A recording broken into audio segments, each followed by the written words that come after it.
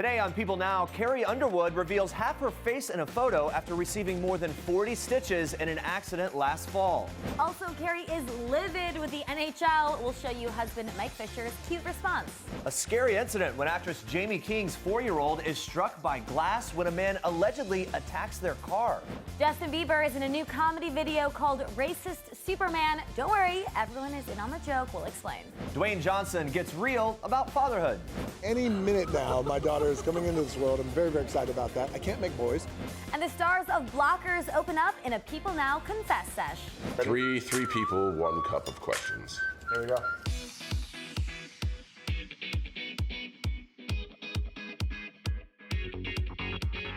Happy Thursday, everyone. Well, if you missed Taco Tuesday this week, you are in luck because today we honor the apex of Tex-Mex. It is National Burrito Day, everyone. It is.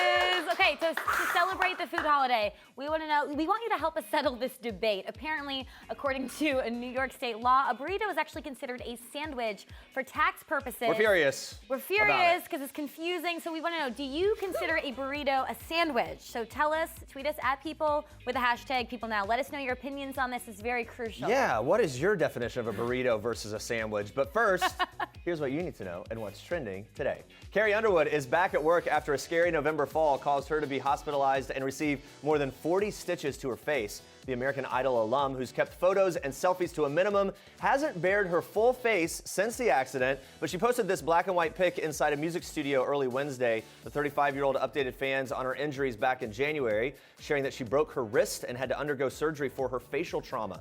She also revealed, here was her quote, "There is another part of the story that I haven't been ready to talk about." She adds, "There's been much uncertainty as to how things will end up. It's crazy how a freak random accident can change your life." 1 month after the fall, Below Deck alum Adrian Gang posted this photo alongside Underwood. Although the singer shared that she was not quite looking the same, Gang reassured fans she looked amazing and that she could not even tell that she was injured. And not to worry, everyone, Carrie Underwood still has that fierce Southern spark. The star had her hubby's back and called out the NHL late Tuesday night after the Nashville Predators lost to the Florida Panthers with less than a second left. Predators forward Philippe Forsberg scored and tied up the game, but the goal was overturned after refs cited goaltender interference. Oh my gosh, it's safe to say that Miss Underwood was not having it. She wrote on Twitter, "Goaltender interference? Are you out of your mind? On what planet?" Very passionate there. She followed up with a second tweet adding, "The Preds were straight up robbed," and that the NHL should, quote, "fix this." You tell him, Carrie. And husband and Predators center Mike Fisher was especially loving his wife's heated support, writing back, "If there's one thing I've learned, it's you're always right." Hey, happy wife, happy life. There you go. Guys, actress Jamie King's 4-year-old son, James Knight, was struck by glass after a man attacked a car that he was sitting in on Wednesday afternoon. This is according to the Beverly Hills Police Department.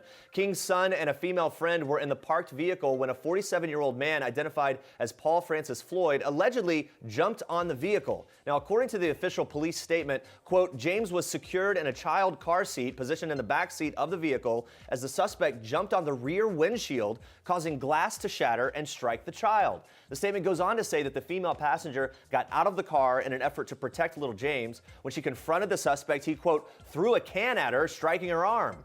King was not in the car during the time of that attack, but returned to the scene visibly shaken.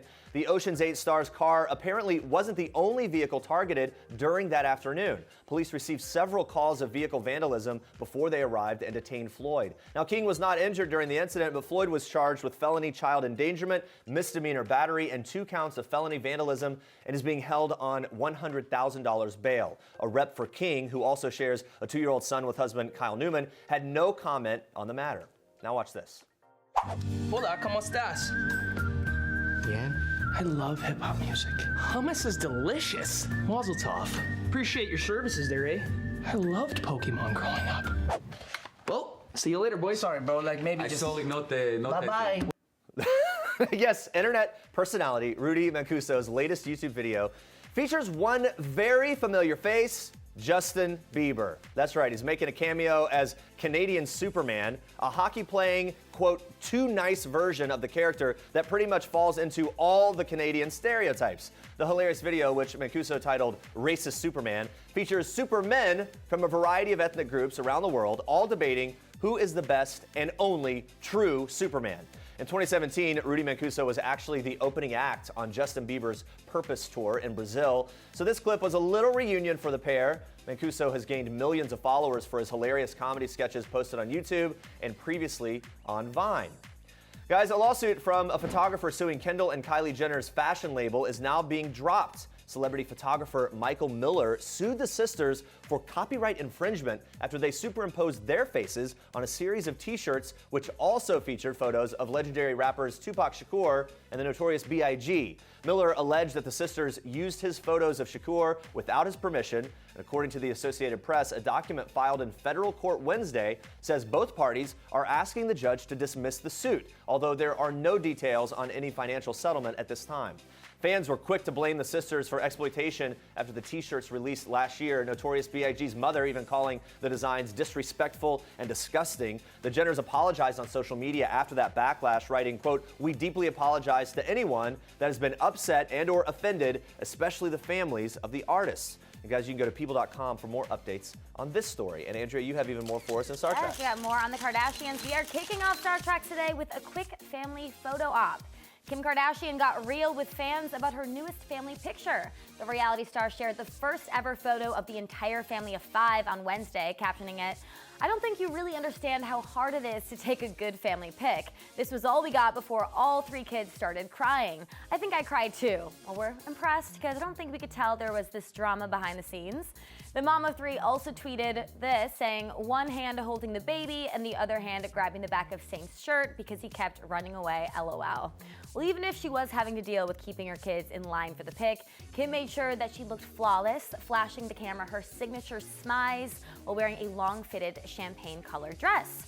Husband Kanye West was by her side looking very stoic as always in a white collared shirt, black pants, and sneakers.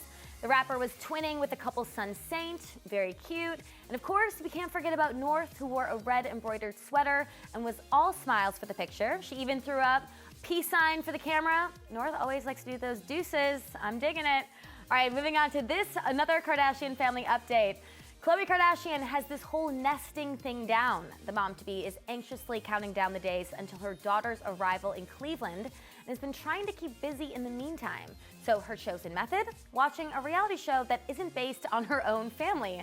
Khloe tweeted on Wednesday night saying, "The perfect time for New York Housewives to come back on, nesting at its finest." I think it's a pretty good way to pass time. Also on Wednesday, the pregnant Keeping Up the Kardashian star shared a post on her app detailing how she is spending her time in Cleveland with Tristan while they wait for the baby to arrive. And she says, quote, "It's the final stretch of my pregnancy. Day by day, it gets harder and I get more impatient, not to mention more uncomfortable. So while we wait, I have to stay busy." She goes on to detail how she's already finished the nursery and goes on daily walks, staying active. Kardashian relocated from Calabasas, California to Cleveland, Ohio to be with Thompson during the last days of her pregnancy. An insider recently explained to People why Cleveland has been such a breath of fresh air for her, saying, quote, "She can go out without being photographed. No one judges her. She loves it. Khloe found it much more stressful to be pregnant in Los Angeles. She's happy that she gets to enjoy the last part of her pregnancy in peace." Any minute now, my daughter is coming into this world. I'm very, very excited about that. I can't make boys. You can always keep trying for a boy. Dwayne "The Rock" Johnson hit the red carpet Wednesday night for the premiere of his new movie Rampage, where he opened up about his baby girl who is expected any minute now. The actor already has 2 beautiful girls, 16-year-old Simone and 2-year-old daughter Jasmine. The Rock gushed about life as a dad and why it's better for men to have kids later in life.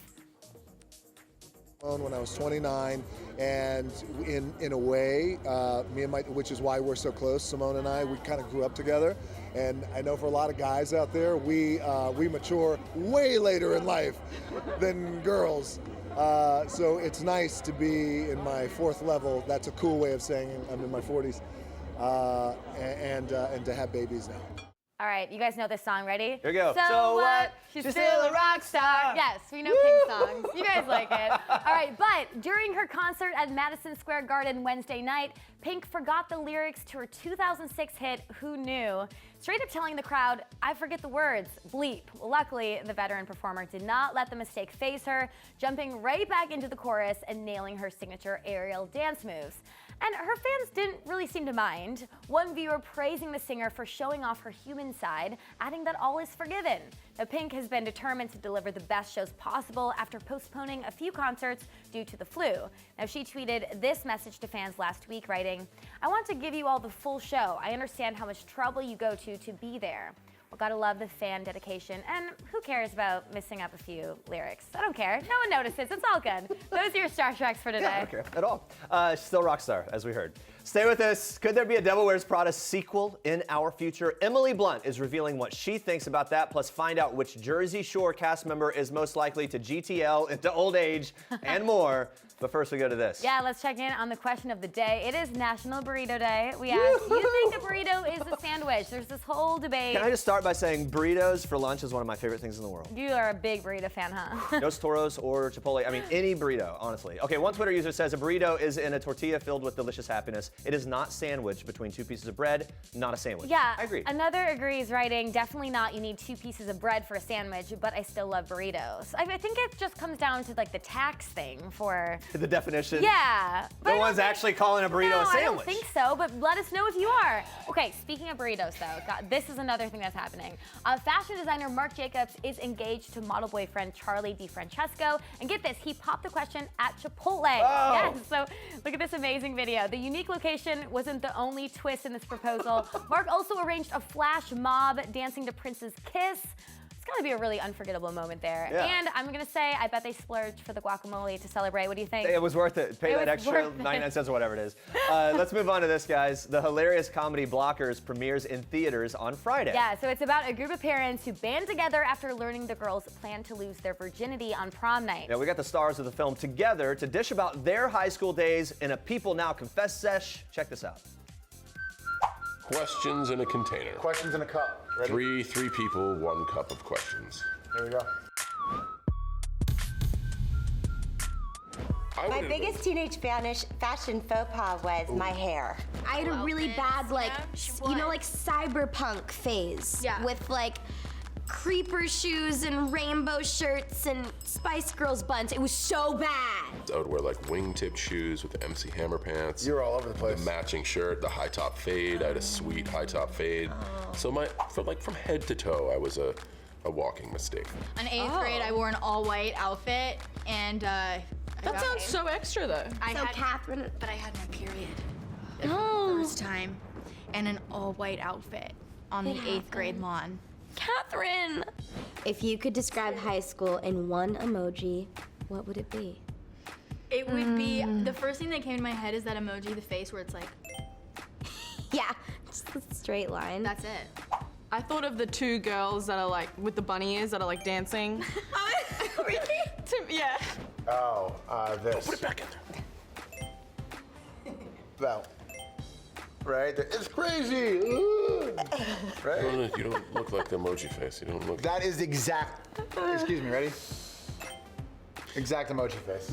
My dream celebrity prom date is, let's agree we don't say each other because that would be awkward. How about you?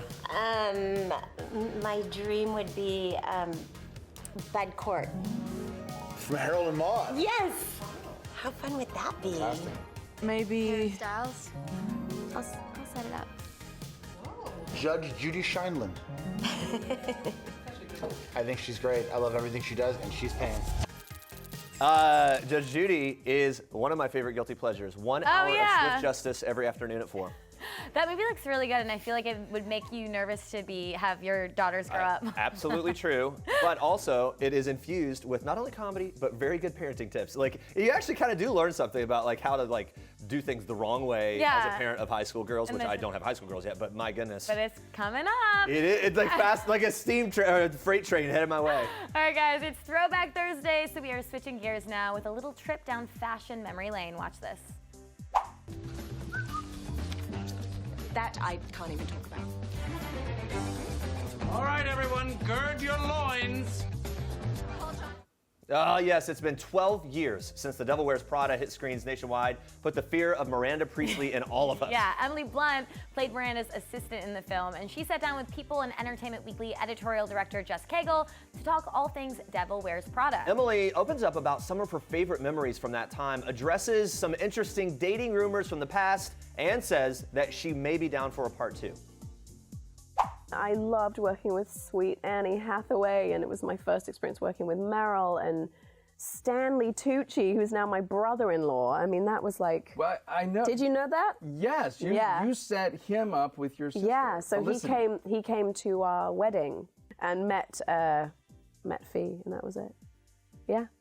Was it a setup, or was it they just happened to meet? It kind of wasn't. They just spent an awful lot of time together at the wedding, talking about food. I was like, whatever.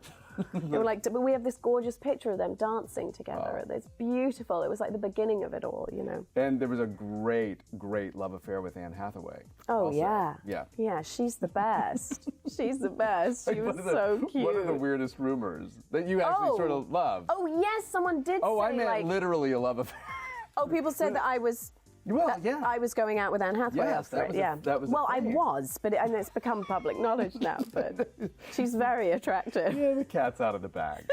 Would you ever do a sequel If everyone did it, you know. Devil Wears Prada? I think if everybody did it, I would be up for it.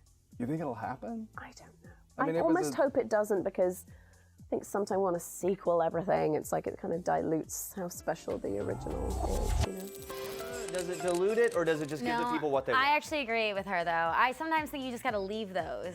The thing about it is, like they did Sex and the City, the movie. I just feel like you should leave it as it is. I don't know. I feel like they get worse, and then all of a sudden it's the spiral. I like in this whole world of like reboots and sequels and things, I feel like it's getting to the point where people know how to do it poorly, so maybe they can do it the right way in this case. Guess we'll have to see. Guess so. All right, guys.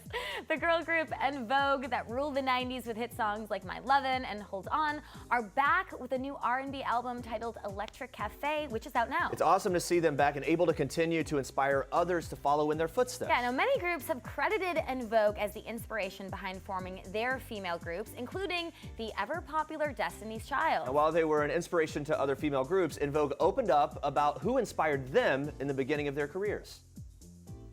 We, you know, when we first started our group and we were trying to figure out who we were, what our image was, how we want to dress, you know, we looked to groups like the Supremes and the Emotions and the Jones Girls, you know, and we kind of felt like we were sort of a composite of many of those girl groups, because, you know, a lot of them had some really great things about them, and we're honored, you know, if any female groups say we were an inspiration. Yeah. So, of course, the most popular of the groups inspired by En Vogue is hands down Destiny's Child, right? When you consider their style, their music, they're all these fierce ladies. They got a similar vibe going on. Yeah, Destiny's Child also famously broke up, but instead of splitting over contract issues, the group disbanded to pursue their solo careers. Now, none of the girls of Destiny's Child have had quite the success as Beyonce, though. Yeah, of course, Queen Bee recently made headlines when it came out that someone bit her face at a party. Now, Sanaa Lathan was rumored by several outlets to be the culprit of this Bitegate fiasco that had the world talking. But the actress denies that she had any part of this. Now, maybe we'll never find out who actually bit Beyonce, but the ladies of En Vogue had a pretty interesting theory. Listen to this. Honestly, I don't think anybody bit Beyonce. I think people are just saying stuff for publicity. I know. I don't think anybody bit Beyonce. No Nobody, way. No, it was her puppy. She's got that sweet little dog, and no. I could build a whole story. Right? They got this dog from the pound, you see. They brought the dog home to try to bathe it. He didn't like the water. He bit her lightly. She gave him a tap on the bottom, and that was it. No. Guys, I feel like we've been talking about it for weeks, but the premiere of MTV's Jersey Shore Family Vacation is finally here. We're very excited. Yes, that old crew, they're back together with all the fist pumping and GTLing that you've been missing. So in honor of the momentous occasion, we asked the cast to pick a few Jersey Shore superlatives. It is our People Pick of the Day. Watch.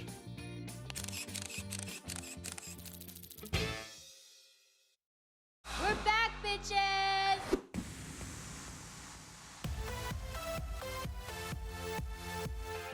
Most likely to have your back in a bar fight, and most likely to start a bar fight. I have like everyone's back.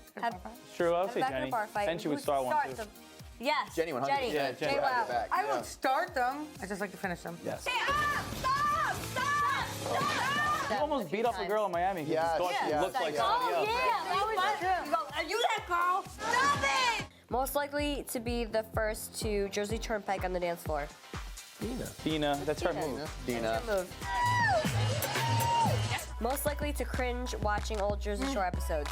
All of us. Everybody. And I feel like once I get the spotlight, it's gonna be on me all night. Except for Paulie. That's gangsta. Yeah, Paulie does everything right. Yeah. Buddy. Most likely to GTL until the day they die. GTL, baby. Gym Tan Laundry. Paulie. Hey. Yep. To say the least. Most likely to use their Jersey Shore celeb status to land a major perk. We're going to Karma tonight. Like, that is my spot. I feel like we all We would do. all try to do that. We all stem from the Jersey Shore. Everybody loves me. Babies, dogs, hot girls. Most likely to rip the most shots in one night. Me. Nicole.